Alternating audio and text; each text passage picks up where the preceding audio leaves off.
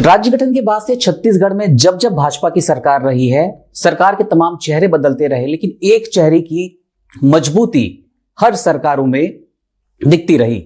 वो चेहरा है केदार कश्यप, जो इस सरकार में वन मंत्रालय, जल संसाधन मंत्रालय जैसे बड़े पोर्टफोलियो को संभाल रहे हैं। आज की बातचीत में हमारे साथ मौजूद है। बहुत बहुत स्वागत है आपका। नमस्कार सभी को। नमस्कार। कैसी चल रही है सरकार? बहुत अच्छी चल रही है और मेरे लिए गर्व का विषय भी है कि माननीय मुख्यमंत्री श्री विष्णुदेव साय जी के नेतृत्व में जिस तरीके से इन 1.5 वर्षों के भीतर में जो मोदी जी की गारंटी रही, उन गारंटियों को पूरा करने में माननीय मुख्यमंत्री जी ने जो तत्परता दिखाई, चाहे वो प्रधानमंत्री आवास की बात हो, चाहे वो हमारे धान की कीमत हो 31 रुपए प्रति क्विंटल धान की कीमत हो, या 2 साल का बकाया बोनस का राशि हो, चाहे वो हमारे महतारी वंदन के धान में हमारे लगभग 70 लाख से ऊपर हमारे माता बहनों को इस योजना का लाभ देने की बात हो, हमारे वनवासी क्षेत्र में रहने वाले लोगों को लगभग 14 लाख परिवार का उनको 4,500 से बढ़ाकर के 5,500 रुपए मानक पूरा करने का, ऐसे अनेक कार्य हैं जिसके माध्यम से हमारे माननीय मुख्यमंत्री श्री विष्णुदेव साय जी ने जो छत्तीसगढ़ में जो आमूलचूल परिवर्तन किया है, कृषि के क्षेत्र में हो, हमारे वनोपज का विषय हो, चाहे आवास की स्थिति हो, स्वास्थ्य की दृष्टि से हो, अधोसंरचना की दृष्टि से हो, हर क्षेत्र में जो एक विजन के साथ में काम कर रहे हैं। उनकी भी जो मंशा है कि हम ज्यादा से ज्यादा लोगों तक पहुंचे, अंतिम छोर तक लोगों तक पहुंचे और उन योजनाओं को हम पहुंचा करके हम उनको क्रियान्वित कराएं। विपक्ष में रहते हुए एक बड़ी जिम्मेदारी भी आपके हिस्से थी, संगठन के महामंत्री आप थे। बड़ी लड़ाई लड़ी, सड़कों पर जाकर आप लोगों ने लड़ाई लड़ी है। जिन वादों के बूते बीजेपी ने राज्य में सरकार बनाई है, जाहिर है कागजों पर तो वादे पूरे होते दिखते भी हैं। जमीनी हालात, पिछली सरकार की कंपैरिजन में बात की जाए तो जमीनी हालात राज्य में कितने बदले हैं? देखिए, जहां तक पिछले समय जब वैसे तो भारतीय जनता पार्टी ने मुझे हमेशा जो दायित्व दिया है, और मेरा सौभाग्य है कि मुझे इस लायक समझा, चाहे महामंत्री के दायित्व हो, चाहे प्रवक्ता की दृष्टि से हो, चाहे हमारी सरकार में कार्य करने का अवसर हो, विधायक की दृष्टि से हो, तो कहीं ना कहीं से उन कार्यों को करने में एक उसके साथ में ऊर्जा के साथ में काम करने का एक अवसर प्राप्त मुझे मिला और अच्छा लगा। एक टीम भावना के साथ में हम लोगों ने काम किया। हम तीनों महामंत्री और सदस्य आज हम सरकार में हैं, तो जिन बातों के लिए लड़ाई लड़ी थी वो बातों को भी पूरा करना हमारा कर्तव्य बनता है। प्रधानमंत्री आवास के लिए हमारी एक बड़ी रैली यहाँ पर जो 15 मार्च 2023 को हम लोगों ने यहाँ पर निकाली थी, और उसके साथ साथ हमारा तेंदुपत्ता के लिए हम लोगों ने जगह जगह पर जाकर के वन मंडल का घेराव किया था।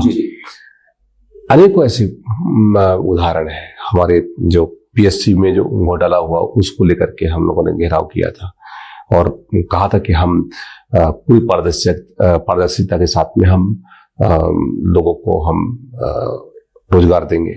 तो जो नौकरियां दी तो सरकार के ऊपर आरोप भी नहीं लगा। कहीं ना कहीं से ये सरकार की पारदर्शिता को दर्शाता है। आज हमारे लिए सौभाग्य की बात है कि देश के प्रधानमंत्री माननीय नरेंद्र मोदी जी के नेतृत्व में जिस तरीके से देश आगे बढ़ रहा है, उसी तरीके से छत्तीसगढ़ भी माननीय मुख्यमंत्री श्री विष्णुदेव साय जी के नेतृत्व में बढ़ रहा है। केदार जी, आप बस्तर से आते हो, बस्तर की पहचान जिन नेताओं से होती रही है वो बलीराम कश्यप उसमें थे, उसके महेंद्र कर्मा की पहचान बस्तर से होती रही है।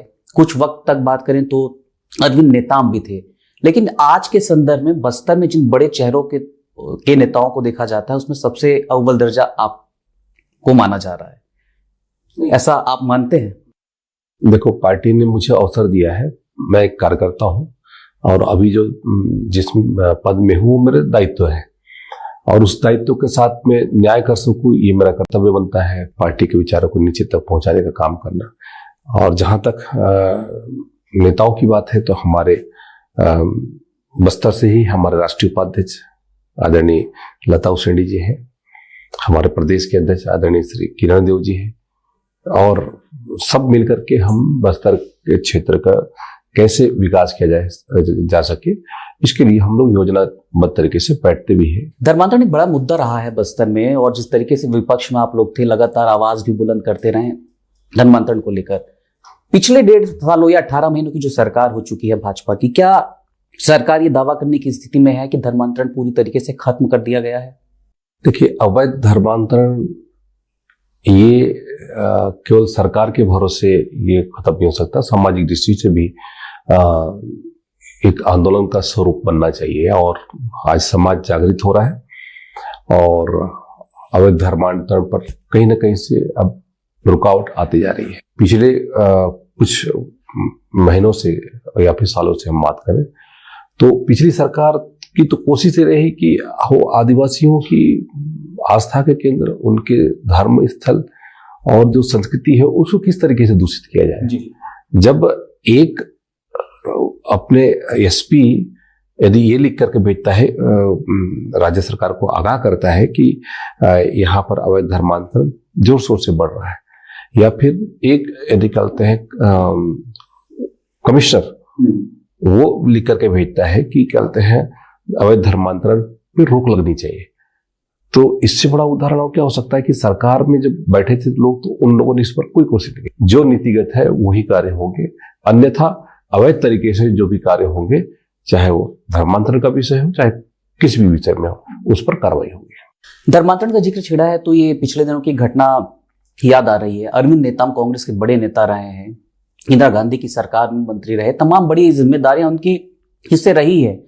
आरएसएस उन्हें बतौर मुख्य अतिथि नागपुर मुख्यालय में न्योता दे रहा है, और अरविंद नेताम ये कहते नजर आते हैं, ये सुनते नजर आते हैं कि यदि धर्मांतरण पर कोई पूरी तरीके से रोक लगा सकता है तो वो आरएसएस है। उनके इस बयान को आप किस रूप में देख रहे हैं? देखिए, मैं हमारे वरिष्ठ नेता आदरणीय श्री अरविंद नेताम जी जो हमारे पिता तुल्य हैं और निश्चित तौर पे समाज को दिशा दिखाने वाले हमारे ऐसे नेता हैं, और निश्चित तौर पे आज उन्होंने अभी पिछले वर्ष 10 जनवरी को 8 दिसंबर को हमारे केंद्रीय हमारे नेतृत्व है आदरणीय हमारे रामलाल अग्रवाल जी को उन्होंने आमंत्रित किया था यहाँ पर राजाराव पठार में, और वहां पर बहुत सारे विषयों पर चिंतन मनन भी हुआ। और कहीं ना कहीं से यदि हम वास्तविक स्थिति में जाएंगे तब जाकर के हमारी स्थितियां बेहतर होगी, लेकिन हमारा लोगों को दिग्भ्रमित करना, किस तरीके से हमको अपने आस्था के केंद्रों से दूर करने की साजिशें जो रची जा रही है, यदि हमारे नेता इन बातों को नहीं कहेंगे तो कौन कहेगा। आज हमारे यहाँ हम लोग यदि माई दंतेश्वरी की आराधना करते हैं या फिर हम गणेश जी की पूजा करते हैं तो उस पर कहीं ना कहीं से कुछ लोग ऐसे होते हैं जो इन सब चीज को रोकने के लिए कोशिश करते हैं, तो ये हमारे आस्था को केंद्र को खत्म करने की साजिश होती है।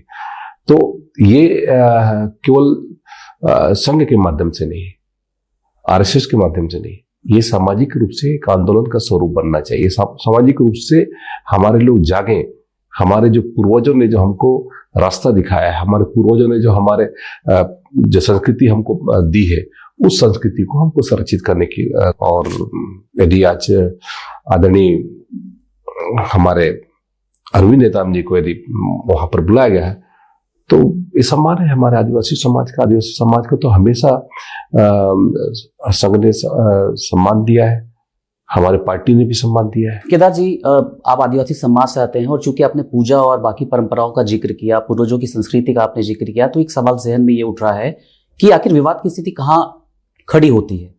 बीजेपी की आइडियोलॉजी में जो आदिवासी हैं उनको वनवासी का दर्जा दिया जाता है, वनवासी कहा जाता है, लेकिन एक तबका ऐसा भी है जो इस बात का विरोध करता है कि आदिवासियों की मूल पहचान आदिवासी है, वनवासी नहीं है। तो ये विरोधाभास खड़ा कहां होता है? कौन लोग हैं जो इस तरीके से इश्यूज को रेज करने की कोशिश करते हैं? वनवासी आदिवासी है या आदिवासी की मूल पहचान आदिवासी है? देखिए, आदिवासी तो बोलचाल की भाषा में हम आदिवासी कहते हैं, अन्यथा जो कॉन्स्टिट्यूशन में जो उल्लेख है जो संविधान के उस मूल्य की, उसमें जनजाति है। जनजाति तो जनजाति को यदि हमारे तो हमारे यदि कहते हैं माननीय मुख्यमंत्री उसको जनजाति कहते हैं, तो लोग कहते हैं कि ये जनजाति कहते हैं। भाई जो संविधान में लिखा गया है वही तो हम कहेंगे। तो ये कहीं ना कहीं से ये दोहरा मापदंड जो लोगों को दिखाई देता है। मैं पिछले दिनों एक हम पीसीसी अध्यक्ष का देख रहा था, वो जनजाति शब्द को लेकर के वो खिल्ली उड़ा रहे थे, खुद ही अध्ययन नहीं किए कि वो संविधान में जनजाति शब्द है कि नहीं है। और यदि उस बात को यदि हमारे माननीय मुख्यमंत्री जी कहते हैं तो उस बात को टारगेट करने की कोशिश करते हैं। जहां तक हमारे जो यहाँ पर जो आदिवासी जो शब्द है या वनवासी जो हम कहते हैं, वनवासी में जनजाति और जो हमारे वन क्षेत्र में रहने वाले जितने भी लोग हैं वो सारे के सारे उसमें सम्मिलित होते हैं। जो उस क्षेत्र में निवास करते हैं, वन में रहने वाला व्यक्ति को वनवासी कहते हैं। तो इसलिए अब वनवासी कहने में भी इनको दिक्कत होती है। तो कहीं ना कहीं से ये इस बात को, आखिर भगवान राम का वनवास क्यों हुआ, ये तो उस समय वो लिखा गया था ना, तो उसमें वनवास क्यों कहा गया? तो वनवास हुआ था ना, 14 साल का वनवास हुआ था। वन क्षेत्र में रहते हैं, वनों का संरक्षण की दृष्टि से और अनेक विषयों में हम लोग वो भी करते हैं, हमारे पूर्वजों ने जो हमको परंपरा दी है। तो इस बात का हमको गर्व होना चाहिए। तो कहीं ना कहीं से इस बात को ये अलग नैरेटिव सेट करके हमारे लोगों को दिग्भ्रमित करने की कोशिश करते हैं। तो ऐसे लोगों से सावधान रहने की आवश्यकता। राहुल गांधी भी अक्सर ये बयान देते हैं। बिल्कुल, राहुल गांधी के बयान को यदि कोई सीरियसली लेता है तो ये बड़ा आश्चर्यजनक है। और मुझे तो लगता है कि कांग्रेस के लोग ही इसको, पार्टी के लोग ही उसको सीरियसली नहीं लेते, तो बाकी लोग क्या? आप लोग भी नहीं लेते? बिल्कुल, हम बिल्कुल नहीं लेते। और तो मुझे तो लगता है कि राहुल गांधी को बड़ा नेता साबित करने के लिए बाकी जो नेता है वो भी उसी तरीके से उलझुल बयान करते हैं शायद, ताकि उनके नेता को कोई इस तरीके से ना बोल सके, इसलिए इस तरीके से नैरेटिव सेट करते हैं। राज्य में कांग्रेस की स्थिति को लेकर आपका क्या मत है? एक बड़ी मजबूत विपक्ष पार्टी की हैसियत से कांग्रेस इस वक्त काम कर रही है, क्या वो मजबूती आप देख पा रहे हैं? देखिए, जिन लोगों ने हमारे छत्तीसगढ़ को वेंटिलेटर में रखा था, जिन लोगों के माध्यम से राज्य सरकार की जितनी भी योजना है उन योजनाओं पर डाका डालने का काम किया गया, आज जनता उनको समझ चुकी है। आज कांग्रेस पार्टी खुद वेंटिलेटर पे है। लगातार चाहे विधानसभा चुनाव हो, चाहे लोकसभा चुनाव हो, चाहे हमारे पंचायत या नगरीय निकाय चुनाव, हर चुनाव में उनको करारी हार का सामना करना पड़ा है। और ये निरंतरता जारी रहेगी, क्योंकि इन लोगों ने इस छत्तीसगढ़ को लूटने का काम किया है और जनता इनको बख्शने वाली नहीं है। संगठन के लिहाज से कांग्रेस में जिस तरीके से खेमेबाजी नजर आती है, आप लोग की नजर होती होगी, निगरानी तो होती ही होगी। अब हमको अपनी पार्टी में इतने कार्य हैं, इतने हमारे पास में दायित्व है, उसका हम अच्छे तरीके से करें। कांग्रेस पार्टी अपना काम करे, हमको उन ध्यान की जरूरत क्या है? वो कुछ कर ही नहीं रहे तो क्या ध्यान देंगे? खैर, अब सरकारी कुछ जो कामकाज है उससे जुड़ा हुआ सवाल पूछ लेते हैं। जल संसाधन मंत्री ये ऐसे आप काम कर रहे हैं, नदियों को जोड़ने की परियोजना भी छत्तीसगढ़ में इस वक्त सरकार की प्राथमिकता में दिखती। इंद्रावती को महानदी से लिंक करने की योजना पर भी आप लोग काम कर रहे हैं, कितना फ्रूटफुल होगा? और यदि सर्वे के बाद यदि काम जमीन पर आता है, कितना वक्त लगेगा, कितना बड़ा खर्चा होगा, क्या योजना है इसे लेकर? अभी इंद्रावती या फिर हमारे बस्तर के उस क्षेत्र में जो 310 टीएमसी अभी वहां पर बरसात का पानी उपलब्ध है, और वो पानी पूरा बह करके गोदावरी में चला जाता है, और उसका सही तरीके से उपयोग हम अपने बस्तर के क्षेत्र में नहीं कर पाते, बस्तर में भी नहीं हो पाता है। तो अभी हमारी जो परिकल्पना है एक कि हम उस पानी का सही तरीके से उपयोग करें, चाहे वो कांकेर में हो, चाहे कोंडागांव हो, चाहे नारायणपुर हो, चाहे जगदलपुर में हो, वहां पर उस पानी का उपयोग हो सके। और उसके लिए जो इंद्रावती से महानदी को जोड़ने का जो कल्पना किया हुआ है, अभी हमारी जो 2 योजना जो है, एक तो सिकासार कोलार का जो है वो भी हमारा बजटेड आइटम है, और उसको बजट में प्रावधान किया हुआ, सर्वेक्षण का कार्य पूर्ण हो चुका है, और जल्द से जल्द उस काम को भी हम गति देंगे। लगभग 2800 करोड़ का है वो। और उसके साथ साथ अरिहन जो हमारा अरिहन खारंग का जो योजना है, वो उसका भी हमारा जो सर्वेक्षण कार्य पूर्ण हो चुका है, लगभग 800 से 900 करोड़ का वो भी प्रोजेक्ट है।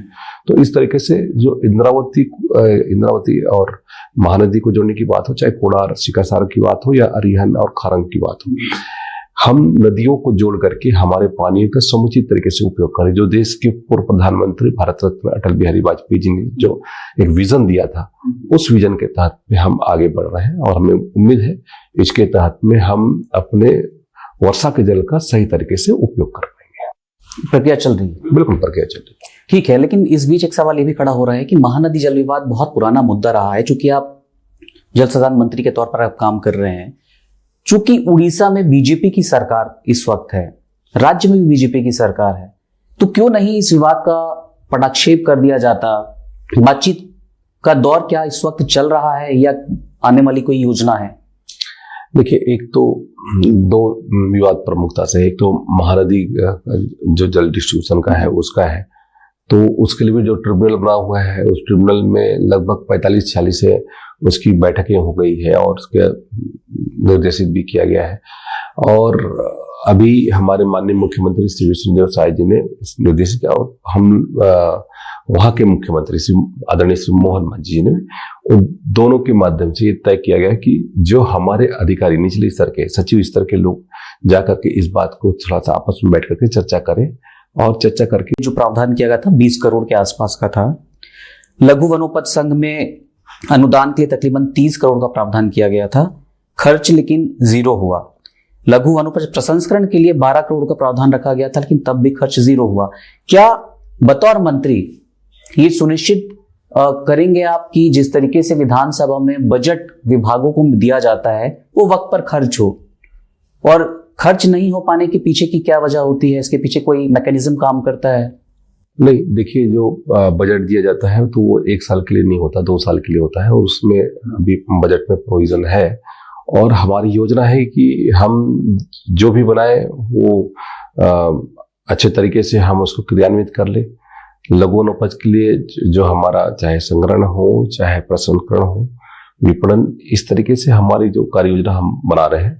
और उसमें हमारे उन क्षेत्रों में, बस्तर क्षेत्र में ज्यादा हमारा लघु वनोपज होता है, तो वहां के दृष्टि से क्या उपयुक्त हो सकता है, उसके दृष्टि से हमारी कार्य योजना हम तैयार कर रहे हैं। मुख्यमंत्री जी ने भी उस दिन बैठक ली और वहां पर कैसे ऐसे हमारे लघु उद्योग है या कुटीर उद्योग है या फिर ऐसे छोटे उद्योग जिसके माध्यम से वहां के लोगों को रोजगार दिया जाए, इस पर कार्य योजना बनाने की हम काम कर रहे हैं। और मुझे उम्मीद है कि हम इस वर्ष उसको हम जमीन पे ले आएंगे। लेमरू एलिफेंट कॉरिडोर जो है प्रोजेक्ट जो है, उसको लेकर तरह तरह के विवाद भी बीच में खड़े होते रहे हैं। पिछली सरकार पर यह आरोप लगता रहा कि जो प्रोजेक्ट है, जो कॉरिडोर बनना है, उसका एरिया कम कर दिया गया। हाथी की स्थिति से आप वाकिफ हैं, बतौर मंत्री आप विभाग को संभाल ही रहे हैं। बड़ी तादाद में हाथियों के मरने की खबरें आती हैं, कभी करंट से, कभी जहर से। एक तो हाथी की जिस तरीके से मौत हो रही है, उसको रोकने के लिए क्या विभाग काम कर रहा है? दूसरी चीज, जो एलिफेंट कॉरिडोर बनना है, लेमरू जो प्रोजेक्ट है, उसकी मौजूदा स्थिति एक्चुअल में है क्या? देखिए, जो लेमरू जो प्रोजेक्ट है वो मैं स्वयं उस क्षेत्र में अभी बीच में गया था और क्योंकि वो 4 हमारा जो वनमंडल है उसके अंतर्गत आता है, कोरबा, कटघोरा और हमारा धर्मजयगढ़ और सरगुजा। ये इसके लगभग 1800 से 1900 वर्ग किलोमीटर है लगभग, उस एरिया में उसको डेवलप किया जा रहा है। और लगातार उस क्षेत्र, अभी हम लोगों ने इस बजट में भी प्रोविजन किया हुआ है, वहां पर हमारे हाथियों के लिए चारा, फलदार वृक्ष, उनके लिए वाटर बॉडी है, ये सब चीजों का निर्माण की दृष्टि से भी हम लोगों ने प्रोविजन किया हुआ है और जल्द से जल्द वो भी हम उन्नति की ओर बढ़ेंगे। और आज हमारा छत्तीसगढ़ लगभग 400 हाथियों का यहाँ पर विचरण हो रहा है। ये हमारा जो छत्तीसगढ़ है वो उनके रहवास की दृष्टि से, उनके रेजिडेंस की दृष्टि से बहुत ही उपयुक्त है। तो कहीं ना कहीं से सरकार की कोशिश है, इसके कारण से तो हाथियों की संख्या बढ़ रही है, पहली बात। दूसरी बात यह है कि हाथी मानव के द्वंद भी कम हो, इसके लिए लगातार हम लोग की सरकार काम कर रही है। पहले तो हम लोग महासमुंद में सुनते थे, रायगढ़ में सुनते थे, इन गरियाबंद में सुनते थे, अब इन क्षेत्रों से होकर के हम लोगों ने उनको एक जगह पर लाने की कोशिश की है। ऐसा नहीं है कि मैं 100% सक्सेस हुए हैं, लेकिन सफलता मिल रही है और धीरे धीरे अब स्थिति बेहतर हो रही है। अनेकों ऐसे प्रोग्राम चलाए जा रहे हैं जिसकी हमारे माननीय प्रधानमंत्री जी ने भी तारीफ की है। और दूसरी बात यह है कि अभी 2 दिन पहले हम लोगों ने एक वीडियो देखा रायगढ़ में, एक किस तरीके से वो छोटे से हाथी को रेस्क्यू किया गया।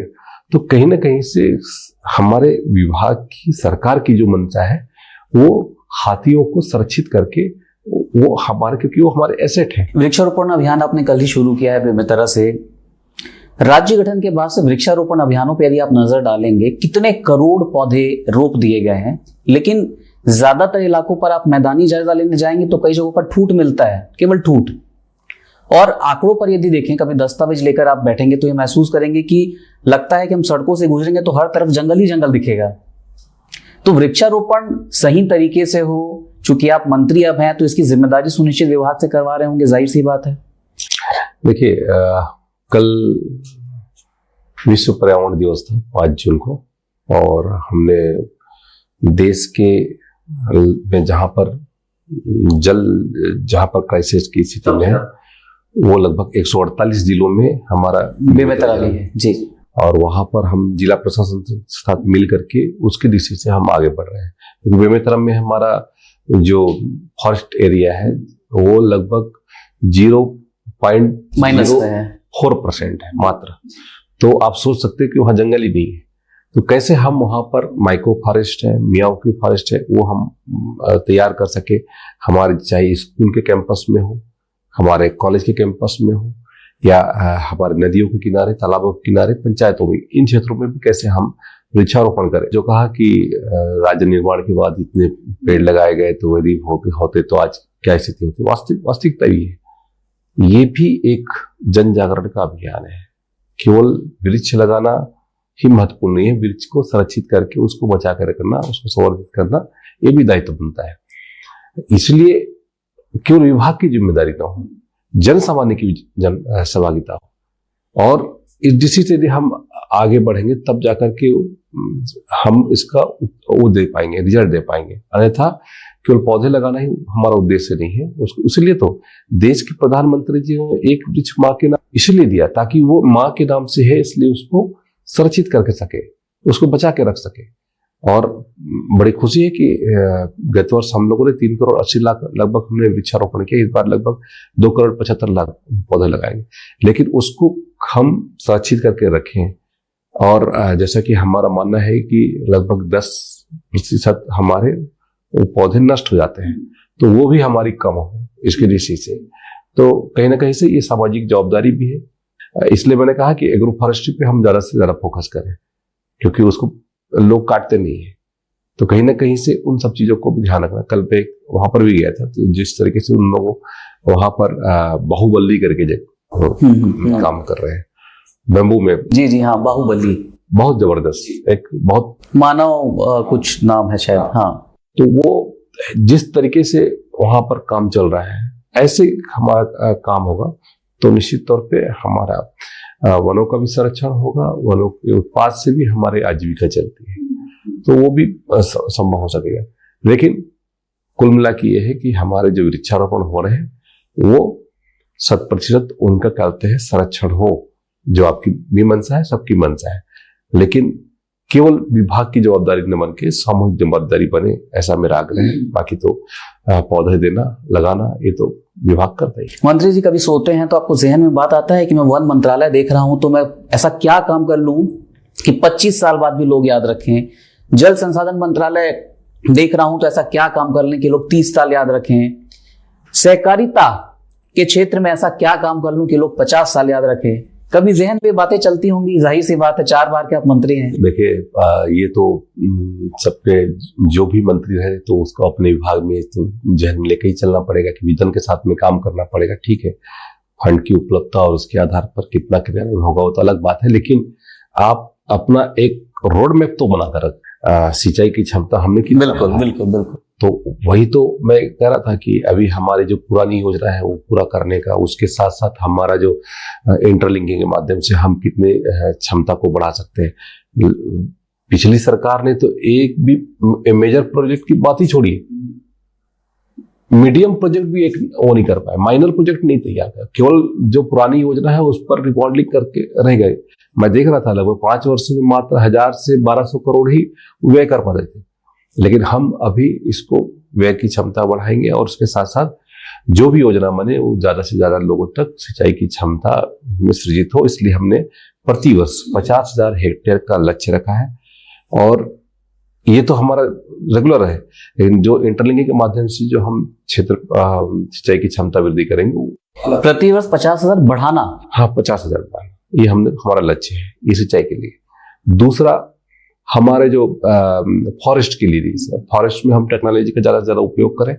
तकनीकी दृष्टि से हमारा, चाहे अभी हम ई कुबेर की बात करें, ई ऑक्शन की बात करें, ई ऑफिस, निगरानी बढ़ गई है विभाग की। हम इस निगरानी की दृष्टि से हम कैसे हम अपने वनों को सुरक्षित कर सकते हैं, इस पर हम काम करें और हमारे जो लघु वनोपज हैं उनका सही दाम हमारे उन वनवासी बंधुओं को प्राप्त हो, इसके लिए भी हमारी कोशिश है।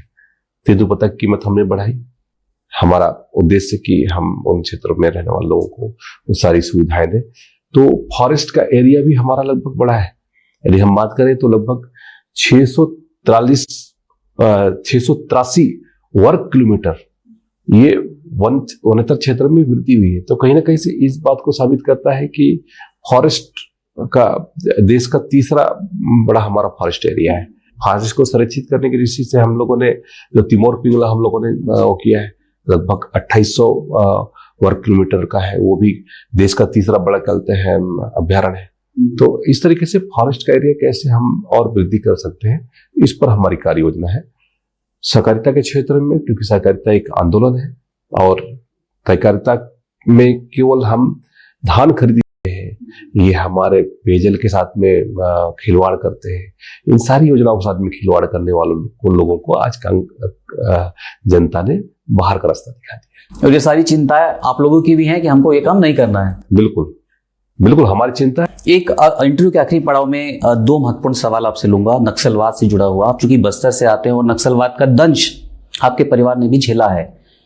इस वक्त नक्सलवाद के पैर उखड़ रहे हैं पूरे बस्तर से, लेकिन एक आरोप यह भी लगता है कि जब नक्सली खत्म हो जाएंगे तो बस्तर को कॉर्पोरेट को सौंप दिया जाएगा। ये इस पर आप किस तरीके से जवाब देना चाहेंगे? देखिए, कुछ लोग ऐसा नैरेटिव सेट कर रहे हैं, जो लोग नक्सलवादियों के समर्थक हैं वो लोग कहीं ना कहीं से इस बात को करते हैं कि उनके लिए कारपेट बिछाया जा रहा है। इसे भी जब वहां पर नक्सली आए थे तो उस समय से पहले भी तो उद्योग थे, नगर नाली स्टील प्लांट नहीं बना क्या एनएमडीसी का वहां माइनिंग का काम नहीं हुआ क्या? लेकिन ये केवल और केवल दिग्भ्रमित करने की कोशिश जनता को इस तरीके से चल रही है। और उन क्षेत्रों में हमारे कभी ये कहते हैं कि वनों को काटा जाएगा, ये होगा, तो ये इस टाइप से लोगों को भ्रमित करने का, क्योंकि उनके पास में कोई मुद्दा नहीं है। जिन लोगों ने पूरे समय में नक्सलियों के साथ में खड़े जो दिखाई दिए, जिन लोगों ने ऑपरेशन सर्चिंग और एरिया डोमिनेट करना था, तो वो लोग कभी नहीं कर पाए। और आज नक्सलवाद को खात्मा करने की स्थिति में है, तो इस तरह से नैरेटिव फैला रहे हैं। फोर्स भी वही है और हमारे अधिकारी भी वही है, और सरकार की इच्छा शक्ति के ऊपर निर्भर करता है कि वो किस तरीके से, किस गति के साथ में वहां पे काम करे। आज हमारे जवानों का हौसला बढ़ा हुआ है, उनके टॉप लीडर मारे जा रहे हैं, तो इस पर उनका कुछ कहना नहीं होता है। वहीं पीसीसी अध्यक्ष कहते हैं कि नहीं, आम जनता मारी जा रही है, के बाद में जो नक्सलवादी हैं वो लोग क्या प्रेस रिलीज जारी करते हैं कि हमारे ये लोग मारे गए। तो अब ये बताएं कि ये वो सही बोल रहे हैं कि ये सही बोल रहे हैं। तो कहीं ना कहीं से ये इनकी कोशिश रहती है कि इस तरीके से